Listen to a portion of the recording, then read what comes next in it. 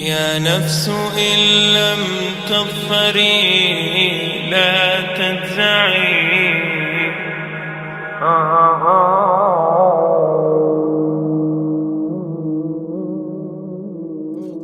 All the praise is for Allah, who is the author of all existence and the most generous to his creation, while he is also the all-compelling. He is the only one worthy of our worship, having no partners, no associates, no sons, no daughters, no one whom he must consult, and no one or anything which has any comparison with him. All the praise is for Allah, who is the King of all who claim sovereignty, the only one who has the right to legislate for his creatures. He is the giver of life. He is the causer of death, while death has no effect upon him, because he is the ever-living, the self-subsisting, the eternal and the only absolute. All the praise is for Allah, who has power over all things, and there is in reality no power and no strength, no influence to cause benefit or detriment except through him. It is he who created this complex world, the seen and the unseen, the evident and the speculative, the earth and all that is on it and everything that is in it. It is he who sent his messengers and prophets, alayhimus salam, with the common message of strict monotheism, which simply means that there's absolutely no one worthy of worship, no one worthy of our obedience except the Almighty, the One, the Absolute, and who has no partners. The earlier messages which changed the world in the area in which the prophets were sent, those messages we know have changed, and even the prophets who brought them, their names are now lost. We just know in general because Allah told us in the Quran, وَلَقَدْ بَعَثْنَا فِي كُلِّ أُمَّةٍ رَسُولًا أَنْ يَعْبُدُوا اللَّهَ وَاجْتَنِبُوا الطَّاغُوتَ. I've sent to every nation a messenger, calling people to worship Allah alone and to avoid the worship of false gods. This essential message has been preserved in Islam in a way that it was never preserved before. Not because the message was different, because it was the same message, but because of the fact that there would be no other prophets who would come after Muhammad sallallahu alaihi wasallam. So therefore that message now had to be protected. It had to be preserved in a way none of the earlier messages were preserved. I will tell you this, what you say you have come to know 40 years back, and what you call the Big Bang is already mentioned in the book which I read, the glorious Quran. It's mentioned 1400 years ago in Surah Anbiya, chapter number 21, verse number 30, which says, Avalam yaral lazina kafaru. Do not the unbelievers see, anna samawati wal arda, kanat ratkan fataqnahuma, that the heaven and the earth were joined together and we clove them asunder. What you're talking about, the Big Bang, I try to imagine compressing a spring. I push it closer and closer and closer together, so it's smaller and smaller and smaller. And I've stored a tremendous amount of energy in that spring. And when I let it go, it bursts out, it bursts out, it bursts out. The creation of the universe, which you came to know 40 years back, is already mentioned in this book, the glorious Quran, 1400 years ago. Who could have mentioned that in the Quran? So the atheists will say, maybe someone wrote, maybe it's a fluke, maybe it's a guesswork. A human being, regardless of who they are, or where they are, or what they do, will have this curiosity. They'll want to know, why am I here? How did I get here? And do I have a purpose? And if so, what is it? The only one who would really be able to answer that question would be the Creator Himself. If there is a Creator, it would be up to Him to tell us why we were created and what He expects from us and what this life is really about. Allah has shown the people from the time of Adam until right now, has shown the people what He wants from them. And it's a very simple thing, and that is that worship be for Him alone without any partners.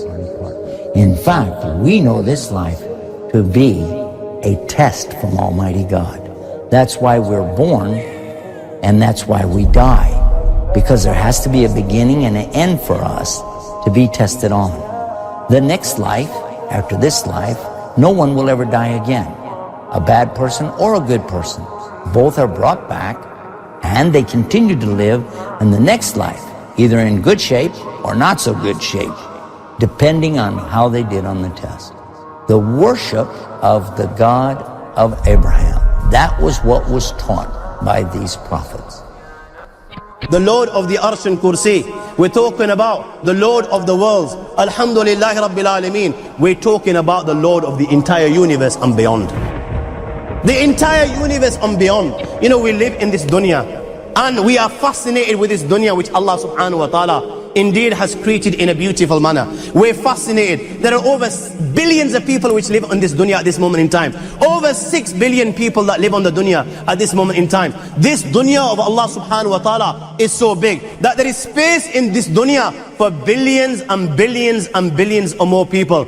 But what is this dunya in comparison to what Allah subhanahu wa ta'ala has created out there?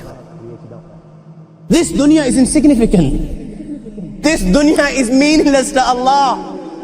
It means nothing. It is worthless. So worthless, compare it with the sun. The sun is one star. You know more science than me. You'll be able to tell me better. Take this planet Earth and you place it inside the sun, and you will be able to place 1.3 million Earths in the sun. 1.3 million Earths in the sun. Allahu Akbar. Allah is the greatest. The sun is one star. One star. There are stars out there which are millions of times bigger than the sun. You tell me this, that you need millions and millions of stars to make one galaxy. And then you tell me this, that there are zillions of galaxies out there. Let me tell you on top of this, my friend. After this, whatever you see above, when you raise your head and you look above, whatever you see above, the zillions and zillions and zillions of galaxies, let me tell you, everything there is within the first heaven. Everything there is within the first heaven, and Allah is the creator of 7 heavens. 7 heavens. And the distance between the first heaven and the second heaven is 500 years. You know, the distance that can be covered in 500 years, at what speed? Only Allah knows. Only Allah knows. But it will take 500 years to get from the first heaven to the second heaven. 500 years from the second to the third, third to the fourth, fourth to the fifth, fifth to the sixth, sixth to the seventh. Every time it will take 500 years. After the 7 heavens,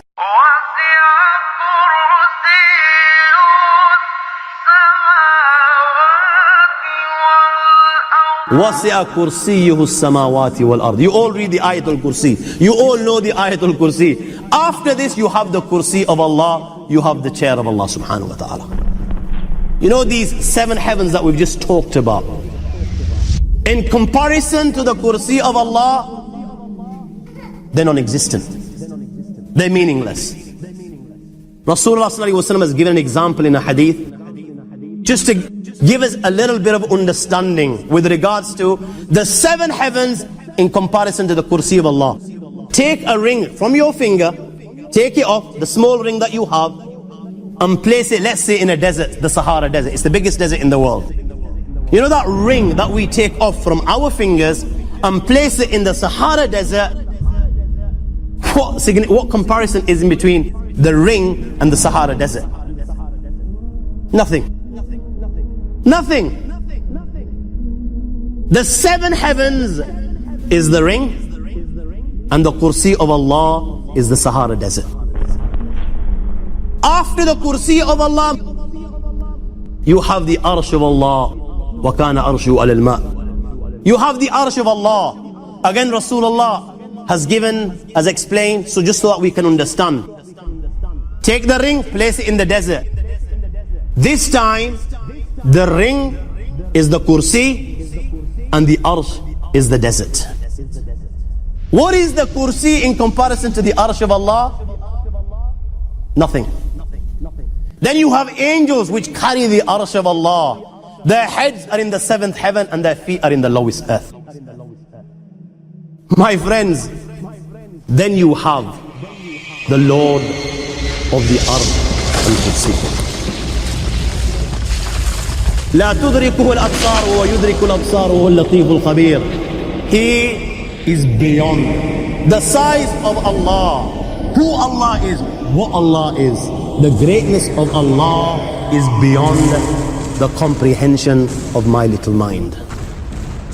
This is the being that you and I are messing with.